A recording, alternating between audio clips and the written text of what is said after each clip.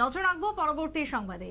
মৎস্য দপ্তরের আজকে সহায়তায় বা উদ্যোগে কাকরাবনে অনুষ্ঠিত হলো একটি বিশেষ অনুষ্ঠান, যেখানে বেনিফিশিয়ারিদের মধ্যে বিতরণ করা হলো মৎস্য সরবরাহের জন্য বিশেষ গাড়ি, যার মধ্যে উদয়পুর মহকুমার কাকরাবন নলেজ সেন্টারে আজকের এই উদ্বোধন বা অনুষ্ঠানের আয়োজন মৎস্য সম্পদ যোজনা এবং সরকারের মৎস্য দপ্তরের বার্ষিক প্রকল্পের আওতাধীন বিভিন্ন সুবিধাভোগীদের কাছে মাছ পরিবহনের জন্য এই গাড়ি দেওয়া হলো, যার মধ্যে 3 চাকার অটো গাড়ি, 7টি বাইসাইকেল, 2টি অটো, 34 জন সুবিধাভোগীকে কুনি জাল, 16 জন মৎস্যজীবীকে মাছ বিক্রির সময় মাছকে বরফে রাখার জন্য আইস বক্স, সবকিছু প্রদান করা হলো। কি বক্তব্য উঠে আসছে আজকের এই মৎস্য দপ্তরের বিশেষ আয়োজনকে ঘিরে, শুনুন।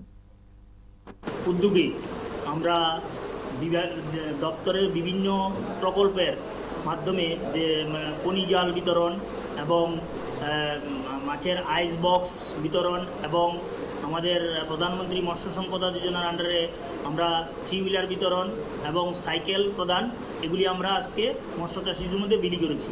তার মধ্যে আমাদের প্রায় 34টি কুনি জাল আমরা আজকে মৎস্য চাষিদের মধ্যে বিতরণ করেছি এবং আমাদের আইস বক্স 16টি আমরা মৎস্য চাষিদের মধ্যে বিতরণ করেছি এবং 3 হুইলার উইথ আইস বক্স আমরা 2 জন মৎস্য চাষিকে আমরা বিতরণ করেছি এবং সাইকেল আমরা প্রায় 7 জনকে আমরা সাইকেল প্রদান করেছি।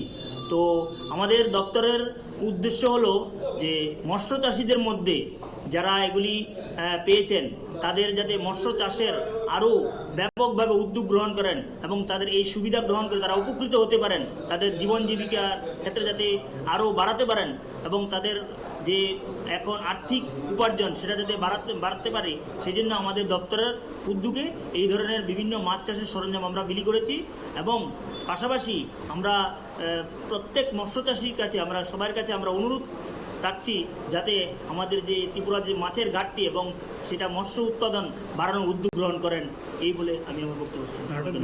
কিছুদিন আগে দেখা গেল স্যার বন্যায় যেভাবে মৎস্য চাষিরা ক্ষতি হয়েছিল স্যার, সেই বিষয় নিয়ে আপনার দপ্তর থেকে কি পরিকল্পনা নেওয়া হয়েছিল? মৎস্য দপ্তরের পক্ষ থেকে আজকে বক্তব্য শুনলেন। মৎস্য চাষীদের সুবিধার জন্য এই বিশেষ উদ্যোগ, সংশ্লিষ্ট এলাকার বিশেষ করে কাকরাবনের মৎস্য চাষীরা খুশি। আগামী দিনে মাছের জন্য মাছ চাষ থেকে শুরু করে মাছ ধরা, মাছ বিক্রি সব প্রক্রিয়াটা যাতে সুষ্ঠুভাবে সম্পন্ন হয়, সেই উদ্যোগেই মৎস্য দপ্তরের পাশে থাকা সাধারণ চাষীদের পাশে।